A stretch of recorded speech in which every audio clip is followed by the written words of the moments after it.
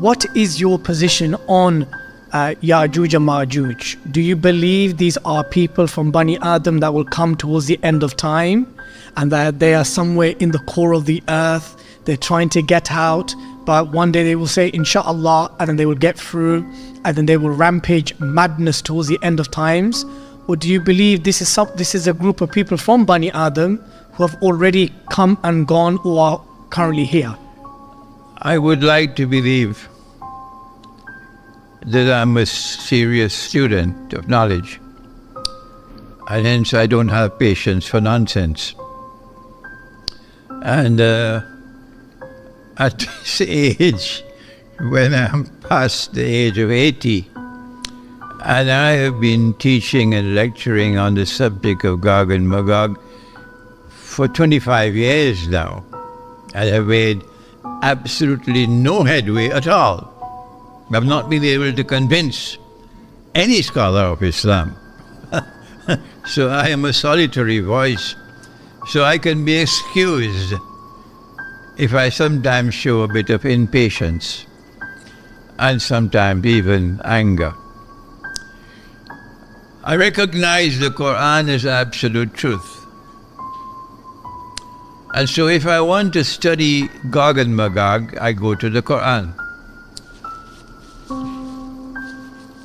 And when I go to the Quran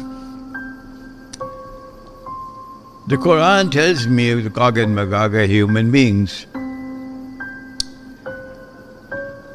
That they're human beings who have been created by Allah with extraordinary power. But that their power rests on foundations which are essentially godless, and they use power to oppress. That they will be released into the earth, into the world, at a point in time in history.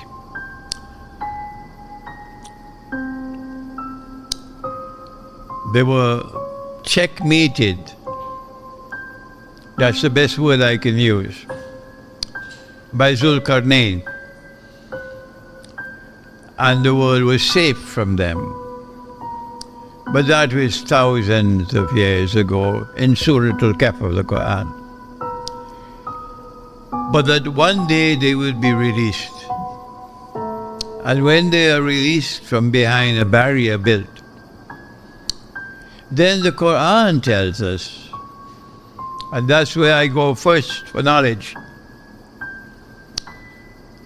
that they will then spread out in all directions. And hence, with just 5 rupees worth of common sense, that's all you need. 5 rupees worth of common sense. That if these are a people with such power, that even Zulkarnain could not fight them and defeat them, but had to contain them.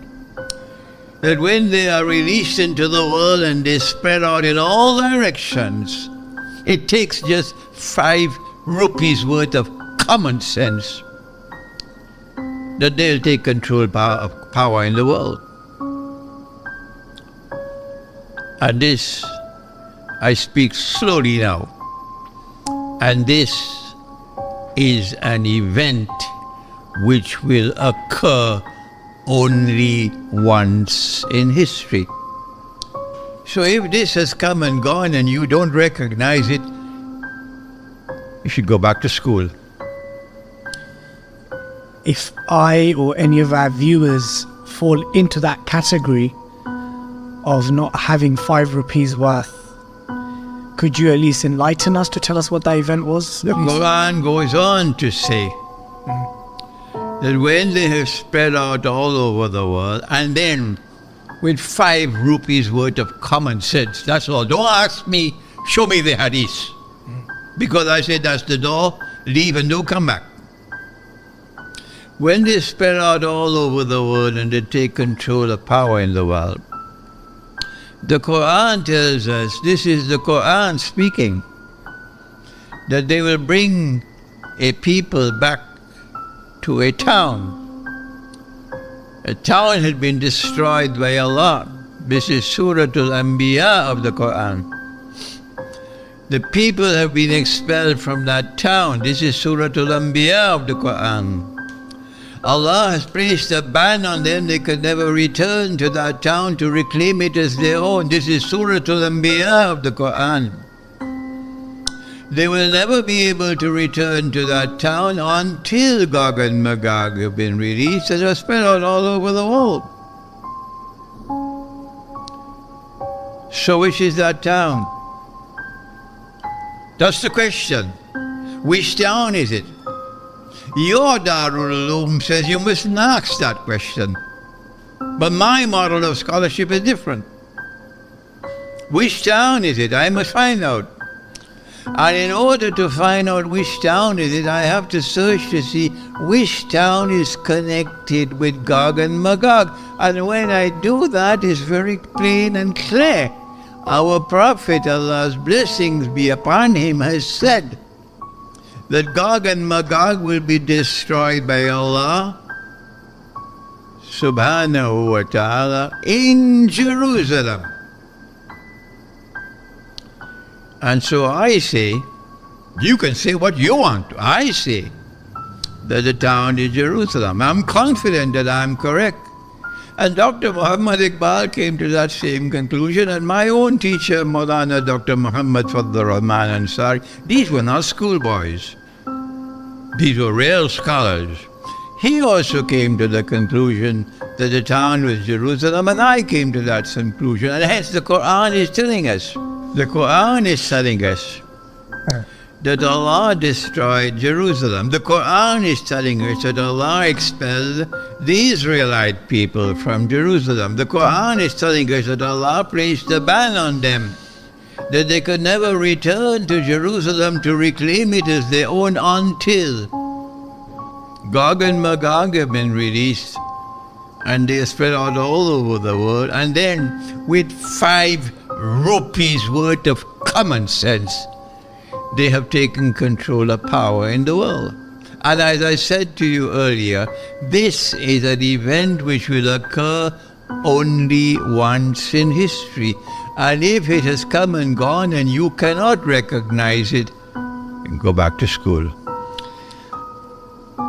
So the Quran is telling us that when the Jews have been brought back to Jerusalem, after how long? 2,000 years. When the Jews have been brought back to Jerusalem to reclaim it as their own, which is at the heart of what is happening now in Gaza. Let me repeat that. Which is at the very heart of what is unfolding in Gaza. When the Jews have been brought back to Jerusalem to reclaim it as their own, has that happened as yet? It's in the process. The Jews that came back to Jerusalem to reclaim it as their own and establish their own state in 1948. That's a long time ago. So the answer is yes. The Jews are back in Jerusalem and they reclaimed it as their own. The answer is yes. Do they want that? So who brought them back? If you could answer that question, you'd identify Gog and Magog. Who brought them back? The answer is modern Western civilization, and Russia is not a part of modern Western civilization. Modern Western civilization brought them back, and therefore I came to the conclusion, and Allah knows best, that Gog and Magog are those who control power in the modern West.